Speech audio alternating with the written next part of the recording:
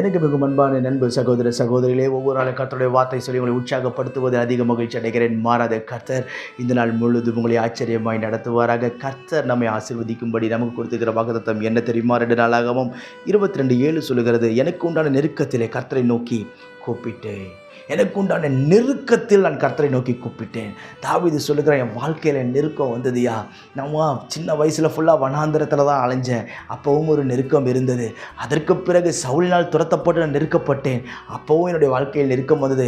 பெற்ற மகனால் துரத்தப்பட்டு வனாந்திரத்தில் ஓடினேன், அப்பொழுதும் என்னுடைய வாழ்க்கையில் நெருக்கம் வந்தது. என்னுடைய நெருக்கமான நேரத்தில் எல்லாம் நான் நெருங்கிய நண்பர்களை தேடவில்லை, நெருங்கிய உறவுகளை தேடவில்லை. என்னுடைய நெருக்கங்கள் எல்லா நேரத்திலும் கர்த்தரை நோக்கி கூப்பிட்டேன்.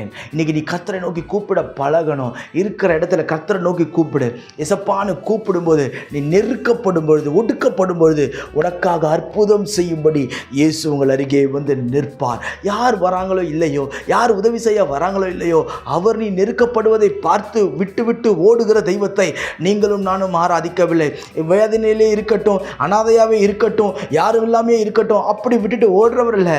ஒரு ஆள் உன்னை விட்டு விலகிறார்கள் என்று சொன்னால், ஒரு ஆளை கர்த்தர் எடுக்கிறார் என்று சொன்னால், அந்த இடத்தில் அதை விட பெஸ்டான ஒரு காரியத்தை கர்த்தர் கொண்டு வந்து நிறுத்துவார். ஒருவேளை யோசிக்கலாம், என் அப்பா இல்லை, என் அம்மா இல்லை, என் நண்பர்கள் இல்லை, என்னுடைய சகோதரர்கள் இல்லை, யார் யாரெல்லாம் இல்லை இல்லை இல்லை என்று நினைக்கிறீர்களோ, இது அத்தனை இடத்தையும் நிரப்பக்கூடிய ஒரே ஆளை கொண்டு வந்து கர்த்தர் நிறுத்துவார். காரணம் என்ன தெரியுமா? நீ நெருக்கப்பட அவர் உன்னை விடவே மாட்டார். காரணம், உனக்கு ஆதரவாய் கர்த்தர் மாத்திரமே இருப்பார். அவர் உன் முகத்தில் இருக்கிற கண்ணீரை துடைப்பார், அவர் உன்னை விசாரிப்பார். நீங்கள் கடைசியில் சொல்லுவீங்க பாருங்க, எங்கள் அப்பா இருந்திருந்தா கூட இப்படி பார்க்க மாட்டார், என் நண்பர்கள் இருந்தால் கூட இப்படி பார்க்க மாட்டாங்க, அதை விட ஒரு படி அதிகமாய் கர்த்தரனை விசாரிக்கிறார் என்று சொல்லி அந்த ஆசீர்வாதங்களை எல்லாம் கர்த்தர் உங்கள் தலைமையில் கொட்டி கொடுப்பாராக. பிரியமானவர்களே, இந்த ஆசீர்வாதங்களை சுதந்திரிக்க நீங்களும் நானும் செய்ய வேண்டிய ஒரு காரியம் என்ன தெரியுமா?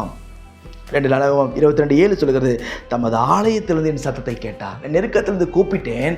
அவர் எங்கே இருந்து ஆன்சர் கொடுக்கிறார் தெரியுமா? அவருடைய ஆலயத்தில் இருந்து. நன்றாய் கவனிங்கள், கர்த்தருடைய ஆலயத்திற்குரிய முக்கியத்துவங்களை நாம் கொடுக்கும் பொழுது அவர் உன் சத்தத்திற்கு செவி கொடுப்பார், உன்னை விடுதலையாக்குவார், உன்னை வாழ வைப்பார். நான் உனக்காய் ஜெபிக்கிறேன். பரலோக பிதாவே, இந்த வார்த்தையெல்லாம் கேட்கிறேன் அன்பு சகோதர சகோதரி ஒவ்வொருவருக்கு நான் ஜெபிக்கிறேன்.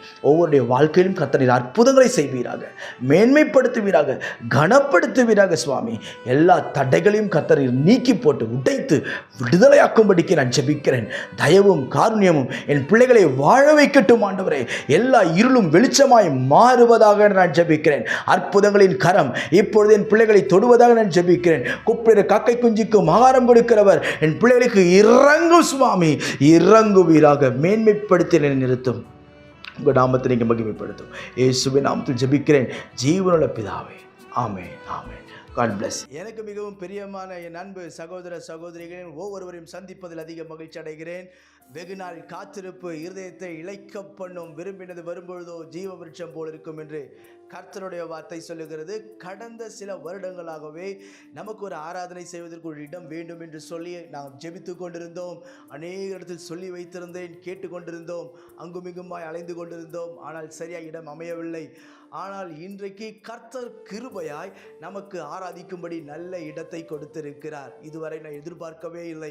ஆயத்தமாக்கப்பட்ட ஒரு மேல் வீட்டை கர்த்தர் நம்முடைய ஊழியம் நடத்தும்படி ஒவ்வொரு ஞாயிற்றுக்கிழமையும் மாலையில் 6 மணியிலிருந்து 8:30 மணி வரை நாம் இணைந்து கர்த்தரை ஆராதிக்க போகிறோம். பிரியமானவர்களே, என் அன்பு ஜனங்களே, நீங்கள் எந்த சபைக்கும் போகாத ஒரு ஆளாய் இருந்தால், நீங்கள் இயேசு யார் என்று அறிந்து கொள்ள வேண்டும் என்று விரும்பினால், ஒருவேளை வியாதி இருந்தால், பிரச்சனைகள் இருந்தால், கஷ்டங்கள் இருந்தால், துக்கங்கள் இருந்தால், உங்கள் யாவரையும் நான் அன்போடு வரவேற்கிறேன். உங்கள் ஒவ்வொருவருக்காகவும் ஜெபிக்க நான் காத்திருக்கிறேன். பிரியமானவர்களே, நம்முடைய இந்த யூடியூப் செய்தி மூலமாய் கர்த்தர் அநேக இருதயங்களை அசைத்து கொண்டிருக்கிறார். எனவே நீங்கள் இது அருகிலே யாராவது இருப்பீர்கள் என்று சொன்னால், சென்னையில் இருப்பீர்கள் என்று சொன்னால், உங்கள் யாவரையும் நான் அன்போடு வரவேற்கிறேன். நாம் இணைந்து கர்த்தரை ஆராதிப்போம், கர்த்தருடைய ராஜ்யத்தை கட்டுவோம். நான் இந்த வீடியோவில் இதை கீழே என்னுடைய அட்ரஸ் வருகிறது, அட்ரஸை எடுத்துக்கொள்ளுங்கள். என்னுடைய ஃபோன் நம்பர் வருகிறது. இன்னும் உங்களுக்கு ஏதாவது டீட்டெயில்ஸ் வேண்டும், இதோடைய காண்டாக்ட் பண்ண உங்களுக்கு ஏதாவது டீட்டெயில்ஸ் வேண்டும் என்று சொன்னால் நீங்கள் தயவாய் தொடர்பு கொள்ளுங்கள். நான் உங்களுக்கு ஆலோசனை கொடுப்பேன். நிச்சயம் நாம் சேர்ந்து கர்த்தரை ஆராதிப்போம், அவரை உயர்த்துவோம், கனப்படுத்துவோம். உங்கள் ஒவ்வொருவரையும் என்னுடைய தனிப்பட்ட விதத்தில் நான் அன்போடு வரவேற்கிறேன். God bless you.